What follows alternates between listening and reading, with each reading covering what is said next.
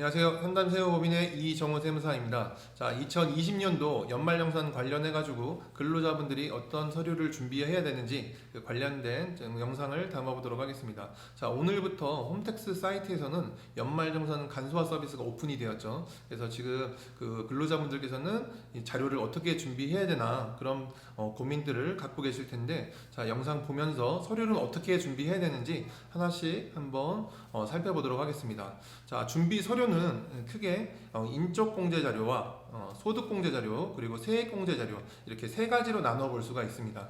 그 중에서도 인적공제가 제일 중요하다고 저는 보는데, 그럼 인적공제 자료는 어떻게 자료를 준비하면 되는지, 그리고 소득공제와 세액공제 어떤 서류가 꼭 필요한지 그런 부분들을 하나씩 말씀을 드리도록 하겠습니다. 먼저 소득공제 신고서를 근로자분들께서는 직접 작성을 해주셔야 됩니다. 카카오톡을 통해 가지고 저희가 소득공제 신고서 단추를 저희가 전달을 해드릴 텐데, 그 단추를 누르시게 되면은 소득공제 신고서 양식 설문지 양식이 나오게 됩니다. 거기서 내가 인적공제는 누구를 공제를 받고 내가 장애인인지 아닌지, 그리고 연말정산 간소화 서비스에서 준비된 자료 이외에 어떤 서류를 준비를 했는지 등에 대한 정보를 설문지 양식에 맞춰가지고 메모를 해주시면 됩니다. 모바일에서도 작성을 하실 수가 있고 PC에서도 작성을 하실 수가 있으니, 여러분들께서 편하신 방법으로 단추를 클릭하셔가지고 소득공제 신고서를 필수적으로 작성 후 제출해 주시면 됩니다. 그 작성된 정보는 저희 현담세무법인으로 정보가 이관되어서 그 자료를 보고 연말정산을 진행하게 되면, 자, 이제 그러면 서류는 어떤 것들을 소득공제 신고서 이외에 전달을 해야 되는지 한번 말씀을 드리도록 하겠습니다. 자, 그러면 인적공제 같은 경우는 주민등록 등본과 가족관계 증명서가 필요합니다.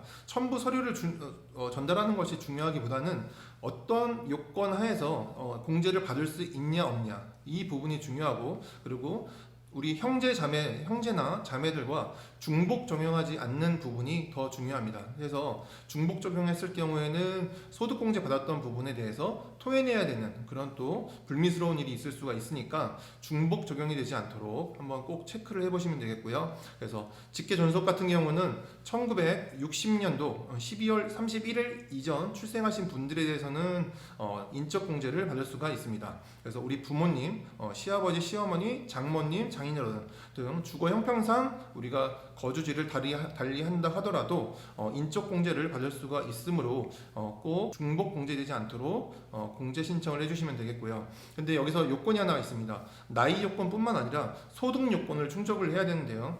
종합소득이나 양도소득, 퇴직금 100만 원 이하인 경우 인적공제를 받을 수가 있고, 100만 원이 넘어가는 경우에는 인적공제를 받을 수가 없습니다. 2020년도 같은 경우는 부동산 경기가 너무 뜨거워가지고 양도거래도 있을 수가 있으니 인적공제를 신청하시기 전에 우리 부모님이 양도거래가 있었는지, 양도거래가 있었다고 한다면 양도소득 금액이 100만 원이 넘어가는지 안 넘어가는지도 한번 살펴봐야 됩니다.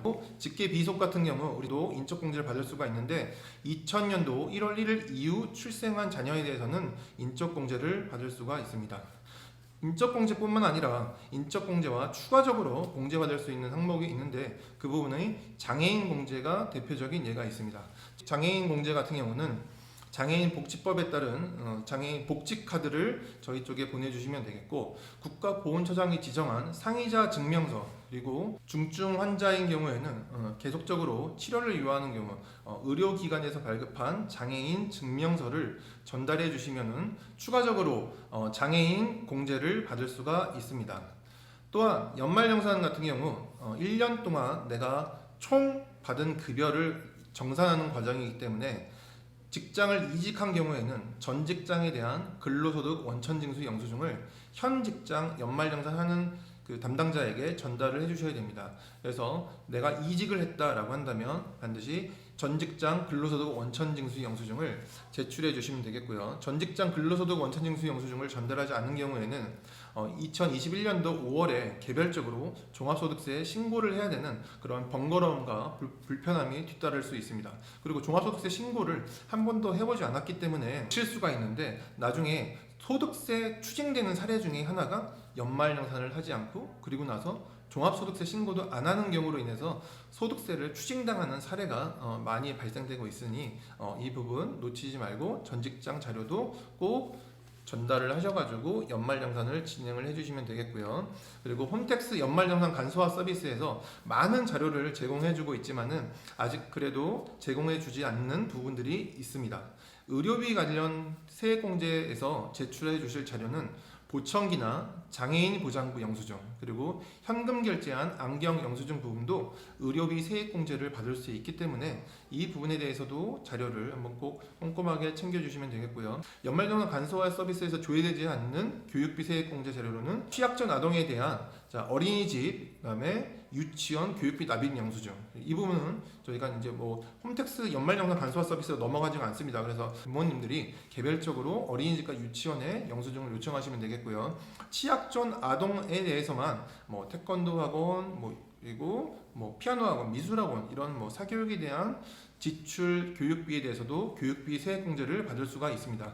여기서 초등학교, 중학교, 고등학생들에 대한 사교육비는 교육비 세액공제가 대상이 안 되므로 이 부분은 공제를 받으면 안 되겠고요. 그리고 교복 구입비 같은 경우도 교육비 세액공제 대상입니다. 그리고 방과 후 학교 수업용 도서 구입비에 대해서도 교육비 세액공제를 받을 수가 있으니 부모님들께서는 교육비 세액공제 놓치지 않도록 준비를 해주시면 되겠고요. 월세 세액공제에 대해서 한번 이야기를 나눠보도록 하겠습니다. 월세 세액공제를 받기 위해서는 어떠한 서류가 필요한지 한번 볼 텐데, 먼저 주민등록 등본, 그리고 임대차 계약서 사본, 그리고 월세를 지급한 영수증을 전달을 해주시면 되겠습니다. 월세 지급 영수증이라고 하는 것은 이체 확인증이라든가 그리고 집주인이 저에게 발행한 현금 영수증 자료를 증빙 서류로 제공해 주면 됩니다. 여기서 주의할 부분은 주민등록증상 주소지와 임대차 계약서상 동일해야지만 월세 세액공제를 받을 수가 있습니다. 그래서 전입신고를 필수적으로 해야 되니 이 부분 놓치지 말고 이런 전입신고를 뒤늦게 해가지고 월세 세액공제를 못 받는 그런 불이익을 받는 일이 없도록 주의를 해주시면 되겠습니다. 그리고 마지막으로 중소기업 취업 청년분들께서는 중소기업 취업 소득세 감면을 적용받을 수가 있는데, 어떻게 감면을 받을 수 있는지 한번 살펴보도록 하겠습니다. 먼저 청년이 중소기업에 처음으로 취업한 경우, 처음 이제 중소기업에 취직을 해가지고 근로를 제공하는 그 경우가 되겠죠. 이런 경우에는 소득세 감면 신청서를 첫 직장에 연말정산을 하면서 제출을 하게 됩니다. 그러면 그 담당자는 그 수취한 서류를 가지고 명세서를 작성하고 신청서와 명세서를 취합하여서 세무서, 관할 세무서에 제출을 하게 되면은 해당 근로자, 해당 청년은 소득세를 산출세액의 90%, 한도는 150만 원까지 받을 수가 있습니다. 그리고 기존에 내가 전 직장에서 소득세 감면 신청을 한 경우에는 입사일로부터 5년 동안은 우리가 소득세 감면을 받을 수 있기 때문에 그 유효한 기간 내에서 다른 중소기업 직장에 이직한 경우, 이 경우에도 소득세 감면을 적용받을 수가 있는데, 이런 경우에는 홈택스에서 중소기업 취업자 감면 명세 조회 자료를 다운로드 받아가지고 담당자에게 전달을 해주시면 남은 유효 기간을 확인하여 저희도 소득세 감면을 신청을 해드릴 수가 있습니다. 이렇게 청년 같은 경우에는 하이라이트가 소득세 감면 신청을 제출해서 90% 산출세액의 150만 원 한도까지 공제받을 수 있으니 이 부분은 꼭 한번 놓치지 말고 신청하여 가지고 모두 연말정산하면서 환급을 많이 받으셨으면 좋겠습니다. 자, 이것으로 저희가 연말정산 시 필요한 서류들, 어떻게 서류를 준비하는지 한번 살펴보았고, 하나씩 꼼꼼하게 준비하셔가지고 담당자에게 전달해 주시면은 저희가 취합해가지고 연말정산 진행 후 그 환급세액은 어떻게 나왔는지, 그리고 최종적인 연말정산 결과물인 근로소득 원천징수 영수증을 제공해 드리도록 하겠습니다. 자, 이제 연말정산 하시면서 궁금하신 부분들 같은 경우는 저희 현담세무법인 카카오 채널을 통해 가지고 질문을 주시면은 저희가 신속하게 답변을 해드리고 연말정산의 과정 또한 다시 또 안내를 해드리도록 하겠습니다. 자, 이것으로 연말정산 영상을 마치도록 하겠습니다. 감사합니다.